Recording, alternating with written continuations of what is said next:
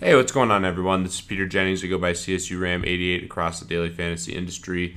Back again at FantasyLabs doing another model preview this week for the Bridgestone Invitational. A couple quick notes. There is no cut, and this is also a smaller field, so that does change how you're going to play tournaments.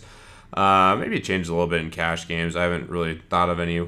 There's a couple things, I guess, that you can look at for cash games based on that information, but yeah, should be an interesting week, and I feel decent about my model and the course fit. So let's go through my model here quickly. So we have long-term adjusted round at 25, which is pretty normal. There's two stats I always talk about as key ingredients in my models, and that's long-term adjusted round and recent green and regulation score. Basically, what you're capturing there is how good the golfer is over time, and then in addition to that, I think recent green regulation is a great way to pick up on their current form in terms of ball striking, which definitely can be important. So I have long-term green regulation at 2 points. Just threw that in there. Wanted basically making greens and driving accuracy to be in this model based on the course. It's a shorter course and it definitely requires more accuracy. And if you look at course history, that certainly plays out. Long-term driving accuracy I have at 7. Which is kind of where distance and accuracy when I'm weighting them. I normally figure out some combination of short and long term and weight it anywhere from 5 to 10 points normally. Long term birdie at 5. I'm definitely trying to incorporate more birdie stuff in my models and looking at that quite a bit. Scrolling farther down, I have recent green regulation score at 34, which is on the higher end, but I think it's really critical for this course. I have recent driving accuracy at 9. And then scrolling further down, I have recent birdie score at 6, again trying to capture those birdies. And then I have course adjusted round score at 12 points, which I think is important here. Definitely, when you're looking at an accuracy course like this where you have some history, I think it's important to take a look at that as well. So I like my model, spitting out over 4 points of plus minus, which is always really solid. And let's take a look at the results here. So number one guy we have here is Jim Furyk, who's starting to really turn into form. When you think about an accuracy course, there's no one who really comes to mind more. Obviously played really well at the U.S. Open and showed up again at the Quicken Loans.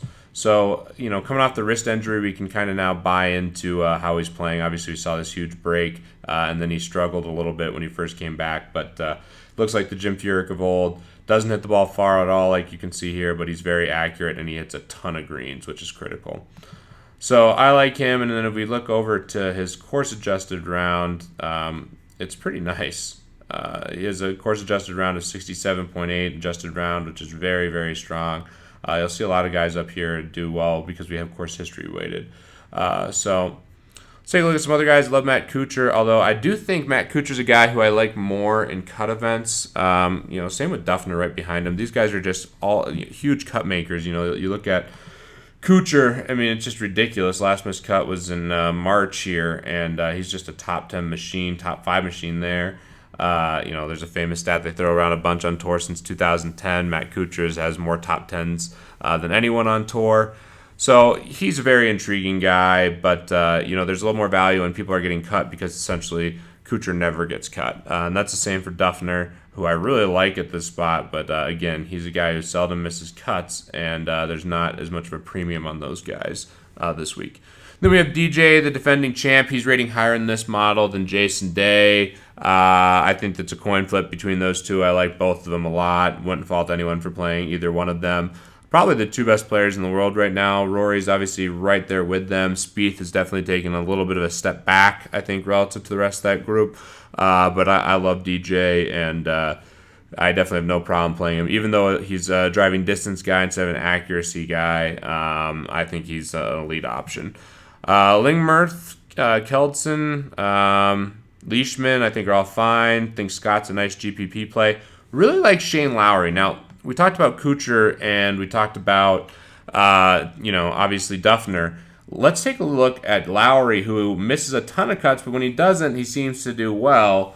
So I think this is a tournament that suits him better with the no cut. He's going to stick around for the paycheck, and also has really nice course history here.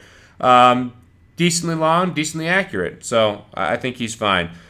Grillo is one of my favorite plays. I think anytime you're looking at an accuracy course, he's just incredible. I mean, look at those accuracy numbers. I'll take it off so you can see all the pretty green colors. But he is just so nice in a spot like this. I'll have a lot of exposure to him. Kim and Johnston, we talked a little bit about in the podcast. I think they are reasonable plays. I always take Russell Knox at courses like this just because of his accuracy. I think I'll have exposure to him in tournaments. I like Daniel Berger quite a bit. I think he's just a really nice golfer, and he's on the rise.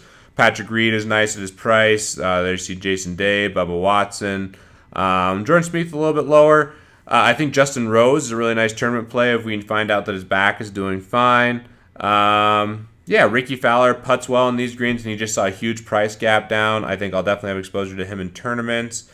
You can just kind of see the rest of the guys here. It's a smaller field, but a lot of nice plays. I guess one play who's not going to pop in this model because I'm putting such a premium on accuracy is J.B. Holmes, but I'm going to have a lot of J.B. Holmes here because there's no consequence for missing the cut. This guy makes a ton of birdies, and obviously he's not accurate, but he's definitely long. So, obviously that's not the stats we're keying in on, but in a tournament here where you don't have to worry about the guy missing the cut, I think he has a lot of upside, and this could be a week where he's a really nice tournament play. So, hope this is helpful to you guys. I definitely feel pretty good about this model. One thing I always say, and I think one of the most critical things about leveraging the FantasyLabs tools is making a bunch of models, checking trends. I'm always trying to find different angles and different things to look at. I don't just make one model, plug in the guys, and go from there. I really am tinkering with things and see who's popping based on which stats I'm weighting. And if you see one guy just always popping, that's a really good sign. So, again, good luck in the contest this weekend, and of course, look to see more FantasyLabs subscribers at the top of the leaderboard.